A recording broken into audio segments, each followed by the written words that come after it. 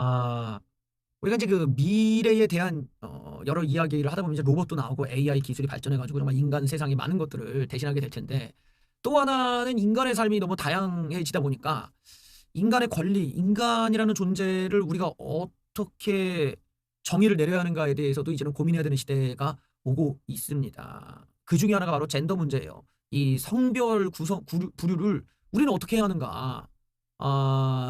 이걸 많이 고민하게 되네요. 근데 나는 이게 생물학적인 기준이 아니라 정신적인 기준으로 구별하면 그럼 나는 내가 신이야 라고 믿으면 진짜 신으로 인정해 주는 건가? 이런 부분에 좀 애매하네. 우리나라에서도 이런 일이 있다고 합니다. 성전환 수술을 안 했어도 성전환 수술을 안 했어도 여자다. 우리나라야, 우리나라 지금.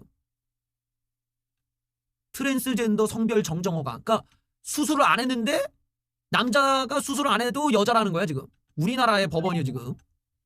외부 응기 변형 강제는 인간 존엄을 치면 정신적 요소를 우위에 두에 아니 그러면 나 신이야. 그러면 자기가 신이라고 믿으면 진짜 신 대접해주고 뭐 난 예수다 하면 예수 대접해주고 난 부처다 이러면 부처 대접해줄 거냐고.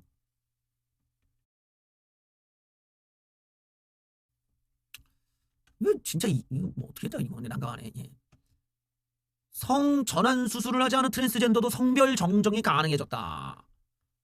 당사자의 의사에 반하는 성전환 수술 강제가 개인의 존엄을 침해하므로 수술이 아닌 다른 요건에 의하여 그 사람의 성 정체성 판단이 가능하다면 그에 의하여 성 정체성을 판단하면 되는 정신적 요소가 성 정체성 판단의 근본적 기준 생물학적 사회적 요소보다 우위에 두어야 된다. 정신적 요소가 판단의 기준이라면 그 판단의 기준을 어떻게 이거를 증명하냐는 건 뭐 어떻게 알 수가 있냐는 거지. 이게 난 좀 이건 좀 위험하지 않나 싶어. 이게 법의 영역을 지금 넘어가고 있다고 보는데 성별이라는 거는 과학적으로 분류가 되는 거잖아. 이 DNA가 구별이 된다는 거야. X, Y 뭐 이걸로 구별이 되는 거고 이건 과학적 영역의 이 얘기를 이게 사법부가 이 영역의 기준을 다 박살을 내고 있는 모양새가 된단 말이지. 이건 너무 비과학적인 거예요. 근데 이게 이런 문제를 조금 지양할 필요가 있어. 사법부의 영역으로 우리가 봐야 되는가. 이게 그럼 담론이 좀 부족한 상황에서 너무 판결이 좀 급진적으로 나가고 있거든. 저렇게 되면은 오히려 어떤 자기가 여자라고 믿는 사람의 그런 정신적 기준만 우리가 중요하게 여기다가는 우리 사회에서 너는 외형적으로 남자다라는 것 때문에 벌어질 수 있는 여러 가지 사건 사고가 생길 수가 있는 거야. 어? 이게 이런 점은 조금 이제 저 사람이 예를 들어서 어떤 여자아이를 입양을 했어. 근데 자기는 여자라고 믿어. 근데 아직 전환 수술을 안 했어. 그런 상황에서 엄마랑 목욕하자 이러고 애를 여자아이를 데리고 둘이 이제 그렇게 이제 뭐 이렇게 된다고 했을 때 여자가 여자끼리 엄마가 딸과 목욕하는 것처럼 우리가 바라볼 수 있겠냐? 그 딸한테 주는 어떤 영향을 봤을 때 이게 바른 것이냐? 이런 여러 가지 관점을 생각해야 된다는 거지. 지금 재판부는 지금 그런 걸 고려한 게 아니에요. 지금 사회적인 걸 고려한 게 아니라 그 사람 한 개인의 입장을 좀 중요시 보고 판결을 내렸어요. 좀 난감하네.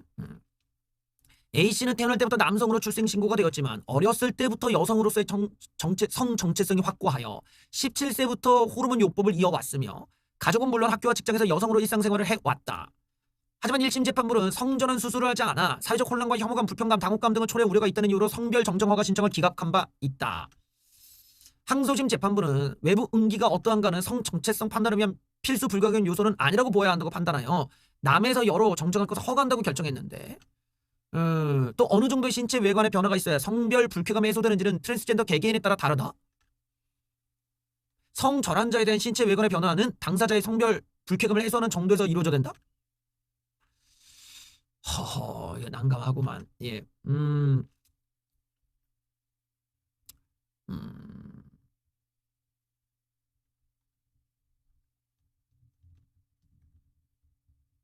자, 이러다 보면은 가장 먼저 떠오르는 사례가 뭐냐. 이게 이제 그 여탕, 이제, 여탕. 보통 이제 남자들이 남탕 이런 말 잘 안 쓰거든요. 남탕이란 말을 남자들은 언제 쓰냐? 나이트를 갔어. 남자밖에 없어. 이럴 때 남탕이네. 이런 얘기를 한단 말이지. 그럴 때 아니면은 남탕이란 말을 쓰지를 않아. 근데 만약에 이제 여탕 나왔다. 이러면은 약간 사회 사건에 많이 거론될 때가 있지. 남자들끼리 여탕 얘기가 나온다. 이거는 약간 범죄 혹은 이제 그 사회에 사회 기사에 올라올 만한 사건일 때 여탕 얘기가 나오는데 여기도 나옵니다. 여탕. 여탕 가도 되냐? 이런 문제를 생각을 안 했나 판사님이. 예. 수술 안 해도 여자로 성전하는 허가가 나왔는데 만약 이 사람이 여탕을 가도 될까요? 이거를 이제 어떻게 판단할까요?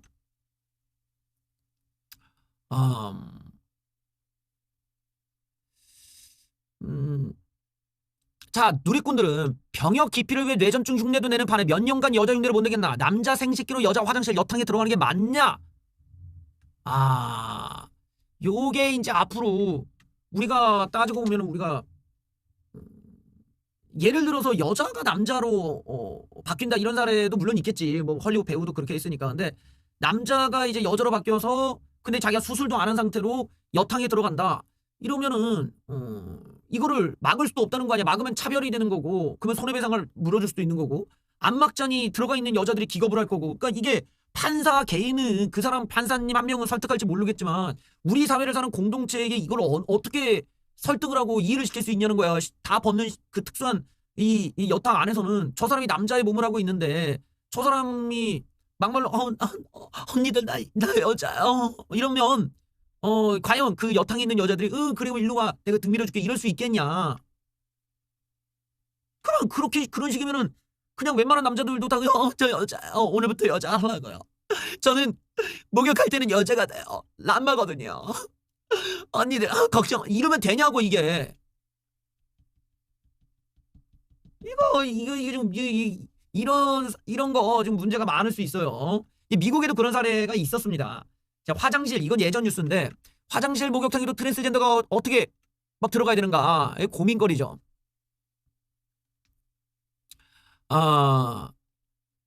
여기를 좀 봅시다. 여기 보면 좀 올림픽 여성 경기 출전하는 트랜스젠더 이렇게 되면 공정한 경기가 될 수 있을까요? 자, 여기는 뭐 도쿄올림픽에도 트랜스젠더가 출전을 했다. 남성에서 여성으로 성전환했는데 일부 여성 역도 선수들은 불공정하다는 목소리를 내기로 했다. 제3의 성을 표기하도록 하겠다. 여탕에 들어간 트랜스젠더. 하지만 스스로 규정한 성 정체성을 무조건 존중하기는 어렵다는 목소리도 있다. 미국 캘리포니아 로스앤젤레스에 벌어진 사건 한번 보자. 성전환 수술을 받지 않은 남성이 자신을 여성이라고 주장하며 여탕에 들어갔다. 미성년자들 앞에서 신체도 노출을 했다. 그러자 여탕을 했던 사람들은 목욕탕 주인에게 항의를 했다. 이 사건이 벌어진 뒤 한 성소수자와의 인터뷰에서는 성소수자 커뮤니티 구성원들 역시 해당 사건에 대해 놀랐다. 오히려 이 사건이 트랜스젠더들에게 골칫거리가 됐다. 개인의 일탈로 선을 그었기도 했다. 하지만 우리 사회도 언제가 고민될 문제가 될 수 있다고 한지 뭐야 이거 2021년이니까 2년도 안 돼가지고 우리에게 지금 현실로 다가왔습니다.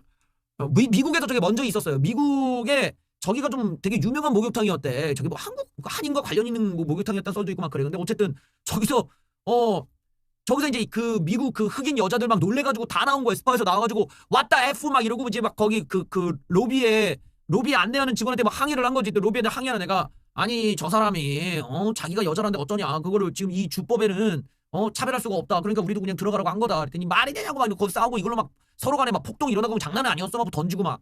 그러니까 이게 보통 사건이 아니었는데 지금 우리나라도 지금 그 단계가 왔단 말이죠. 그러니까 저렇게 이 어떤 신체적 변화가 없는 상태에서 어떤 특정한 성별을 쉽게 반대 성별을 준다라는 거는 우리 사회에서 그거를 금방 받아들이기 어렵다는 거야. 왜냐면 아이들한테 너무 큰 충격을 줄 수가 있기 때문이지. 근데 이런 것들을 고려치를 않고 그냥 한 개인의 권리만을 생각하다 보면은 이 사회 구성원 간의 갈등만 커지는 거고 이건 법이 추구하는 방향이 아니란 말이야. 법은 하나의 사회를 공존시키고 유지시키기 위한 거지. 니들끼리 싸우라고 막 이러면 안 되잖아. 그러니까 이런 면에서 어떤 법의 영역과 과학의 영역은 좀 우리가 나눠서 봐야 되는데 지금 그 사법부가 이런 부분을 너무 많이 이제 넘나드는 단계까지 가버린 거지. 그리고 어떻게 보면 이런 뭐 성소수자라는 사람들은 이런 과학적인 분류 기준에 자기네들이 불리하니까 이걸 법으로서 해결하겠다 치고 가서 이런 상황을 계속 유발시키는 거고 이런 것들을 우리가 해결하려면은 냉정하게 그냥 DNA로 구별을 하고 거기에 맞춰서 하는 게 가장 이상적인 거지. 지가 싫으면은 그러면은 뭐 외형이라도 그렇게 바꾸던가 노력을 해야 될 거 아니야. 그냥 달고 있으면은 너무 욕심이 많은 거 아니냐 이거지. 위에는 여자 아래는 남자 이러면은 모든 걸 다 갖겠다라는 거야? 너무 욕심이 많잖아. 하나만 해. 자웅동체도 아니고 안 되지. 하나만 해. 하나만. 이건 해도 너무한 거 아니야? 이게 위에도 있을 수 있어요. 이게 호르몬 맞으면은 이게 남자도 여기는 나오거든. 그러니까 본인이 없다는 말씀이신가? 본인 얘기하지 마. 본인이 있는지 없는지를 누가 대체 물어본 거냐고. 정말 우리 시청자분들 정말 지금 뭐만 하면 다 자기 아니 본인 위에 있고 없고는 중요한 게 아니라 지금 저분은 호르몬 주사 맞았대잖아. 맞았으면 이제 이게 나올 수도 있는 거니까. 근데 저런 식으로 이제 막 그 어떤 인간의 형태를 자꾸 이렇게 하다 보면은 진짜 막 젠더가 뭐 한두 개가 아닐 수가 있는 건 남자 여자에서 중립 남자 곱하기 남 여자 곱하기 여 남 곱하기 여 뭐 이러면서 여러 개의 성이 만들어질 수 있단 말이야. 그러니까 이런 부분에서는 좀 이 재판부도 좀 고찰을 많이 해보고 이게 재판에 맞는 것인지 아니면은 이걸 과학적으로 구별할 방법은 없는 건지 또 우리 사회가 이거를 인간 사회가 이걸 감당할 수 있는 건지 다른 사례들 한번 보면서 우리 사회에서 이거를 어떻게 이거 뭐 장치가 안 돼 있는 거 어쩌라는 거야. 화장실도 저 사람은 들어갔다가 경찰들 출동해가지고 매번 트랜스젠더들을 갖다가 일일이 다 그렇게 이거 보면 남자신데 이게 민증 이거 짝퉁 아니냐 이러고 일일이 그래야 되면 얼마나 많은 행정력 낭비냐 이거죠. 이런 부분들은 좀 우리 사회 너무 많이 혼란을 주기 때문에 좀 저런 거는 사법부도 좀 고민을 좀 해주셨으면 좋겠다. 라는 좀 말씀도 올립니다.